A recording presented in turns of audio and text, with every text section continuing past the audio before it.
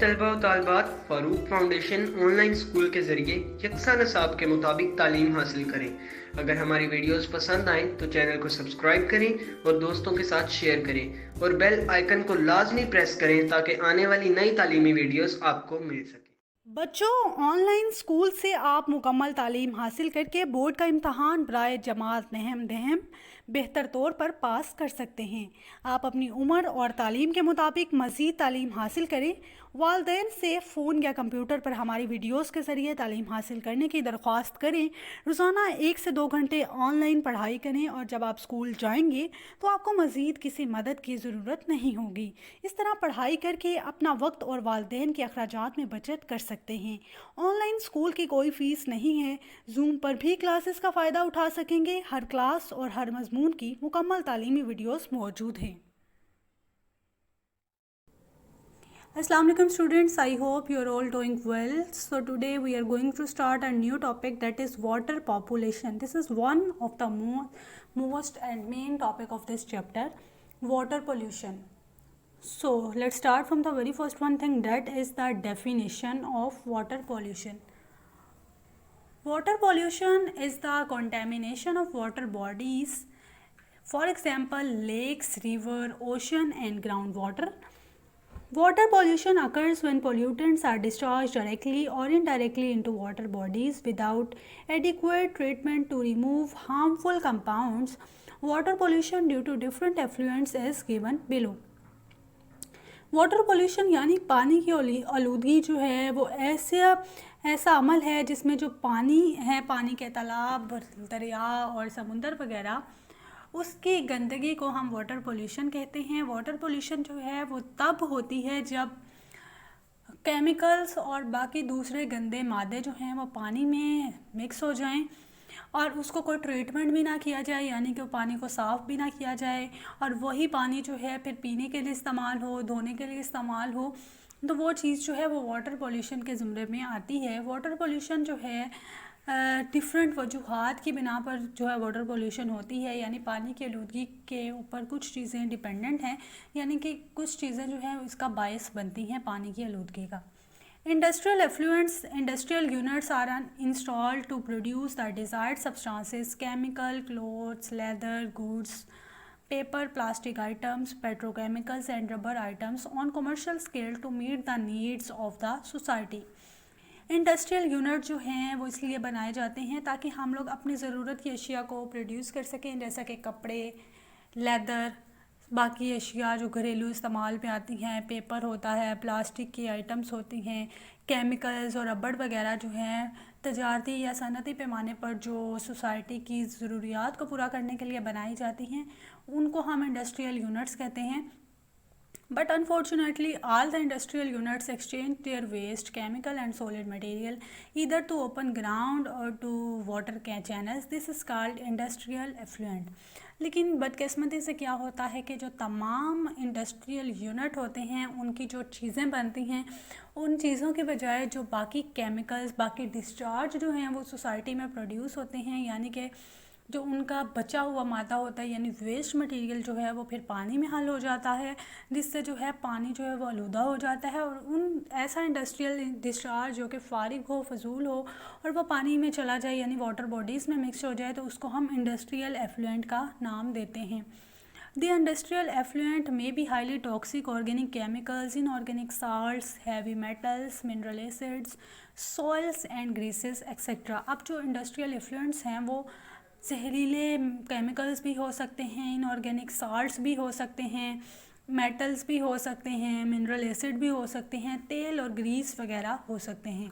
On the other hand water used as cleaning agent in industries, दूसरी तरफ जो है जो पानी है वो क्लीनिंग एजेंट के तौर पर भी मिलों में इस्तेमाल किया जाता है, जो कि डायरेक्टली जो है वो बहा दिया जाता है यानी वेस्ट कर दिया जाता है। This water contains all kind of toxic chemicals and detergents, और वो जो पानी जो वेस्ट किया जाता है वो पानी जो है तमाम जो जहरीले मादे, केमिकल्स और डिटर्जेंट से भरा हुआ होता है, जो कि वाटर बॉडीज़ में एंटर होता है और पानी को आलूदा कर देता है।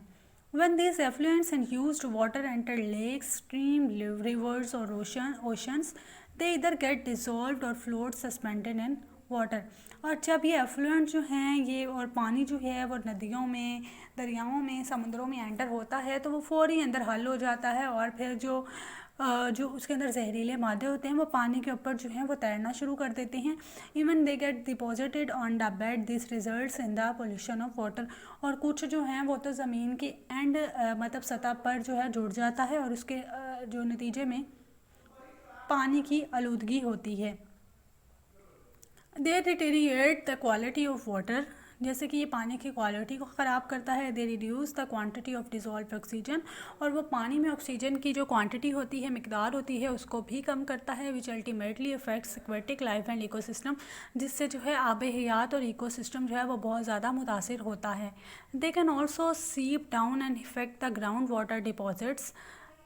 दे कंटेमिनेट द वाटर डिपॉजिट्स, जो कि पानी को ख़राब करता है। When this water is used by human beings, और जब ये पानी इंसानों से इस्तेमाल किया जाता है तो it can cause serious disease, जिससे मुख्तलिफ़ किस्म की बीमारियाँ हो सकती हैं, जैसा कि कैंसर और पेट की बीमारियाँ। This polluted water damages soil, और ये पानी जो है ना सिर्फ ह्यूमन बॉडी बल्कि फसलों, मिट्टी और जानवरों और पौधों के लिए बहुत ज़्यादा ख़तरनाक होता है और इन सबको भी गंदा कर देता है।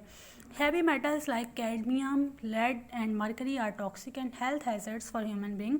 और कुछ जो हैं हैवी मादे मेटल्स जो हैं, धात वगैरह, कैडमियम, लेड और मरकरी वगैरह, वो बहुत ज़्यादा जहरीले होते हैं और ह्यूमन लाइफ के लिए बहुत ज़्यादा ख़तरनाक भी होते हैं। Acute cadmium poisoning cause high blood pressure, जबकि जो कैडमियम है वो जो है ब्लड प्रेशर कॉज करता है, किडनीज़ को ख़राब करता है और रेड ब्लड सेल्स को डिस्ट्रॉय करता है। और एक्यूट जो लेड है, लेड केमिकल जो है वो किडनी के फंक्शंस को रोक देता है, लिवर को, जिगर ख़राब करता है, दिमाग, ब्रेन के ऊपर भी बहुत ज़्यादा हैवी इन्फेक्शन होता है उसका, और सेंट्रल नर्वस सिस्टम को भी डैमेज करता है, और साथ ही साथ रिप्रोडक्टिव सिस्टम भी ख़राब होता है।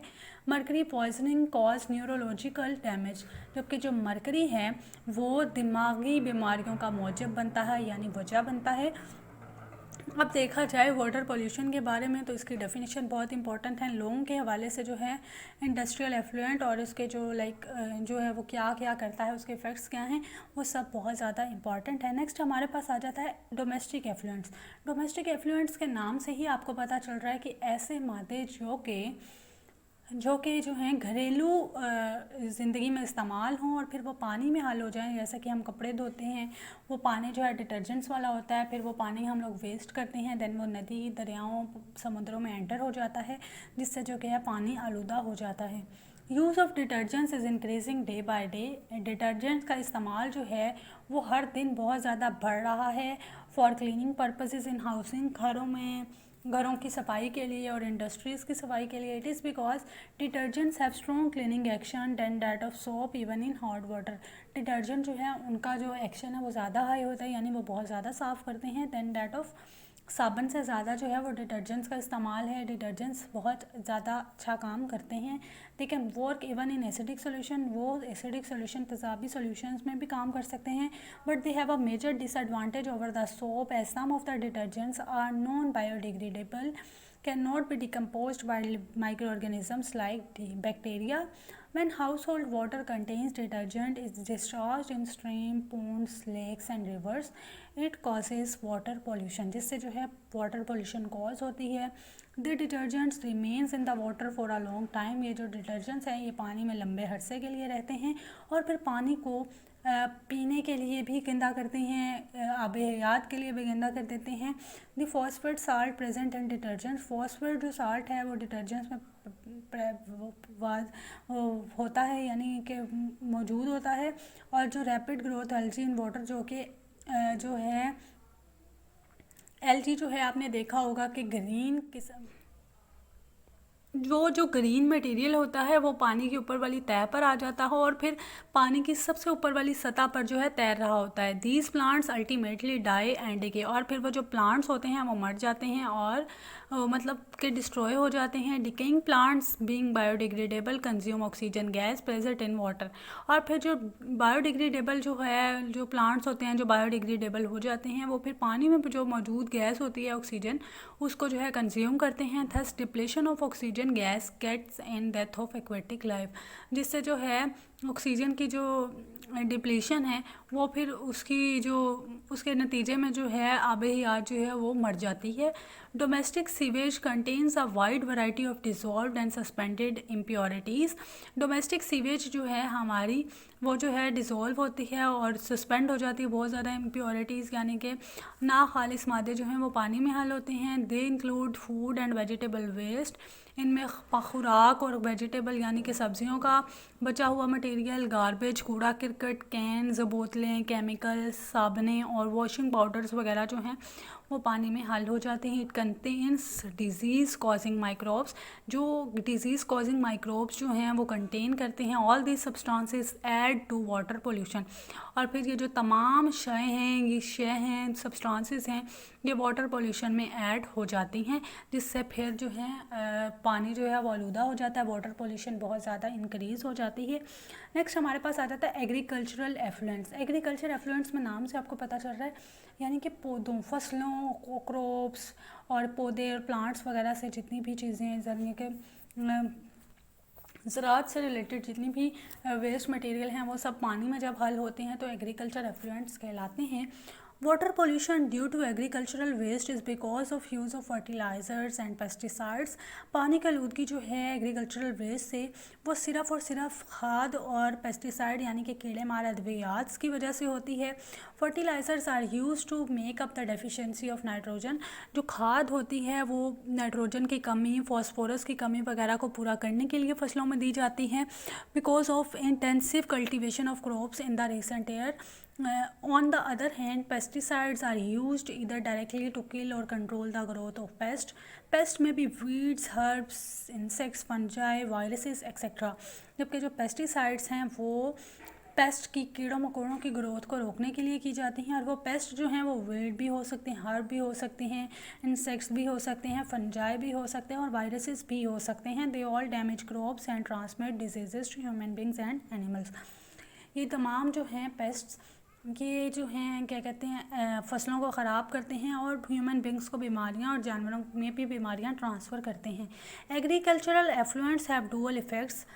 इसके दो इफ़ेक्ट्स हैं। मेन फर्स्ट इफ़ेक्ट है इंटेंसिव कल्टीवेशन ऑफ क्रॉप्स, यानी कि जो फसलों की कटाई cause these chemicals from fertilizers and pesticide to seep into the ground, commonly called leaching process.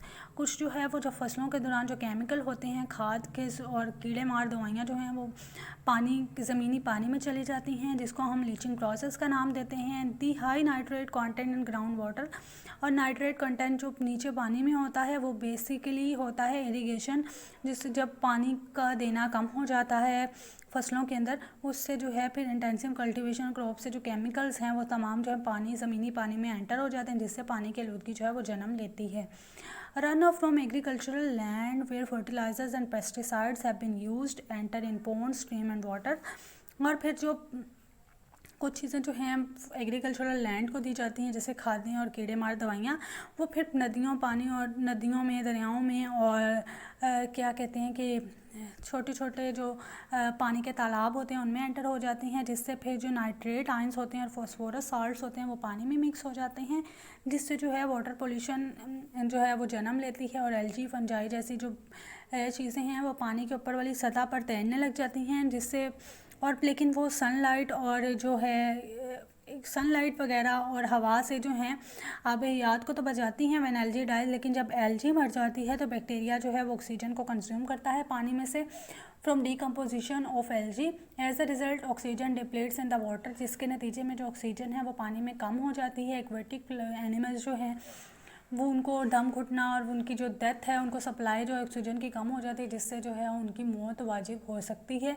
इसलिए जो है एग्रीकल्चरल एफ्लुएंट्स जो हैं वो पानी में रहने वाली मखलूक और साथ ही साथ ह्यूमन बींग्स और जानवरों सब के लिए बहुत ज़्यादा ख़तरनाक हो सकती है। स्टूडेंट्स आज के लिए इतना ही। इंशाल्लाह नेक्स्ट लेक्चर में हम लोग effects of water pollution study करेंगे। तब तक आप लोग इस सब को बहुत अच्छे से प्रिपेयर कर लीजिएगा। ये एक लॉन्ग क्वेश्चन है और तमाम जो छोटी छोटी डेफिनेशंस हैं वो शॉर्ट क्वेश्चन में भी पूछी जाती हैं। तब तक के लिए बेस्ट ऑफ